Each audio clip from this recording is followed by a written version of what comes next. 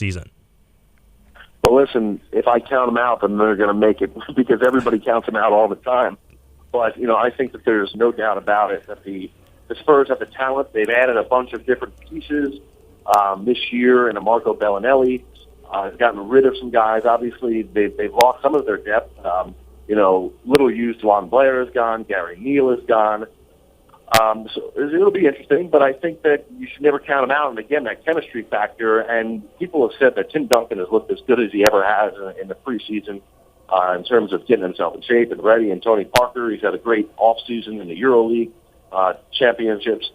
So the big question mark for them, I think, is twofold. Number one is what we saw from Manu Ginobili in the playoffs a sign of things to come, or will he earn that 2-year contract that he got in the offseason? And the second is, what step forward can Thiago Splitter take? Offensively, he didn't give the team much. Obviously, he's a big body that can help Tim Duncan and to pick up some of the bigger centers in the league. But what can he offer the Spurs offensively? And if it's not him, is it a guy like Aaron Baines, or is it somebody else that could really step up and give them something in the middle to help ease all of the stress and pressure night in and night out on Tim Duncan up front? I got to ask you this. Dwight Howard made some news this summer going to Houston. Is his personality going to be able to mesh with the Houston Rockets? And what is their outlook this season overall? Can they make some noise? Yeah, I don't really know. I don't think anybody knows what Dwight's personality really is, because it seems to change on a daily basis. He seems to be a very indecisive person, but he has selected Houston. That's his new home for the next several years. I think it is a great fit. I think having Kevin McHale as his coach and having guys like Akeem Olajuwon around him on a regular basis, I think that certainly helps. I think the Rockets will be a very good team. I just don't think, based upon what I was saying earlier about chemistry, I don't think that they'll have that right away. And I also think that they're missing a couple of key pieces. I'm a little surprised that they have not dealt Omar Ashik yet, who's coming off the career year last year. Him and Howard are just not going to fit on the court together. Not enough space for that. And, now the question is that Patrick Beverley has won the point guard job. Is Jeremy Lin going to come off the bench and provide the spark that they need? I think Chandler Parsons is going to be phenomenal. I think that James Harden is going to be great. To me, I'd like to see Dwight Howard be a little more influential on the offense. I'd like to see him take a few more shots a game. A guy like Shaquille O'Neal that was a Hall of Fame center used to take 16 shots a game. You're seeing a guy like Dwight Howard take anywhere from 10 to 13 shots a game. He really needs to be more aggressive. They need to go through him on a regular basis. Will he fit in? Will his ego be okay? I think so. I think he realizes what he's coming into. But, then again, I just wonder if they're going to mesh quick enough to make a big run. I certainly think that they'll be within the top 6 teams in the Western Conference, but I think that's about it. I think, that maybe they win a playoff series and that's it. Now, one last question, Jared. I want to get your opinion. Who are the sleeper teams this season that could really sneak up on some people that no one's really talking about in the early going? I think the Eastern Conference is as good as it's been in a really long time, and I think the 8 seed, while you say, okay, they're just going to get swept by whoever is the 1 seed, I don't necessarily see it that way.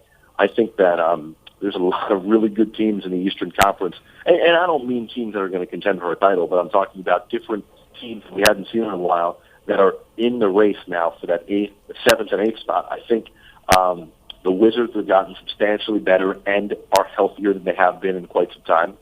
You look at the Charlotte Bobcats, who I don't think will make the playoffs, but what they've done through the draft, they've gotten a lot better. And then free agency, they add Al Jefferson, who is the biggest, most expensive free agent Michael Jordan's ever brought in during his time in Charlotte. I think Detroit has a great collection of talent. Chemistry and style of play will be a big question for them, because they essentially have 3 guys that play the same position, well, not necessarily the same position, but like the same area of the court in Josh Smith, Greg Monroe, and Andre Drummond. I think those teams in Milwaukee is a big question mark. They've overhauled their roster, but then again, they have a really good young front line, plus Brandon Knight coming in. What will he do there?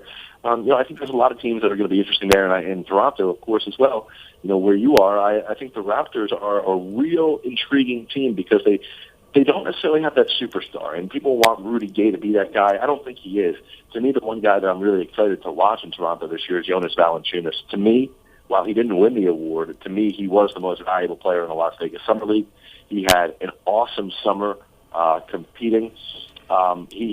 He gets me really excited to see what the Raptors are going to do, and another year with that squad after the big trade last year, I think will really make them an interesting team to watch. I think the point guard position is going to be interesting, whether Kyle Lowry can handle that. I think people are going to miss Jose Calderon. But those teams, and then out west, I think there's a bunch of teams in the same scenario. Minnesota is healthier than they ever have been. They got a great starting five. I love what the Pelicans have done. They're going to run a 3-guard lineup most nights. Those teams are really going to be solid, and I think Dallas, while they don't necessarily have the talent on paper, they still have Dirk Nowitzki, and if he's healthy, how do you count him out? So I think there's a lot of, and then the one team, Portland too. With Damian Lillard, LaMarcus Aldridge, 2 guys that'll probably make the All-Star team this year. They bring in Robin Lopez, who's coming off a career year. Nick Batum, who is, if you follow fantasy basketball, he was the first pick in my fantasy draft. Nick Batum, I think, is a phenomenal basketball player. So I just think there's a lot of, the middle-level teams have gotten better than they have in the past. You're not going to have as many really bad teams, and I think there are a handful of really bad teams, too, like Philadelphia's and the Utahs and the Phoenixes of the world. But for the most part, I think there's going to be a lot of teams fighting for those last 2 or 3 playoff spots in each conference. Jared Greenberg is my guest, and he works for NBA TV. And Jared, I don't want to keep you too much longer because you've got a busy night ahead for the opening night of the season. But why don't you take some time to do some self-promotion? And what do you guys got going on NBA TV this season? Well, we're busy, man. I mean, we are so excited for tonight to get going. Obviously, TNT's got the opening night tonight with the Heat and the Bulls, and then the Lakers and Clippers. But we're busy doing the fantasy show every Monday, which airs at 5 p.m. Eastern.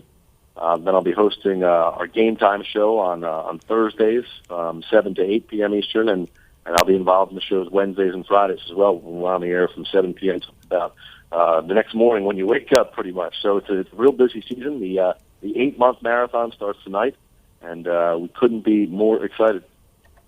Well, Jared, I'd like to thank you for coming on The Good, The Bad, The Teskey. We'll like to check in with you later on this season, but we'll let you go for now and enjoy opening night. Thanks a lot, man. I really appreciate you having me on. I hope you guys enjoy the season. There you have it. Jared Greenberg, TV host for NBA TV.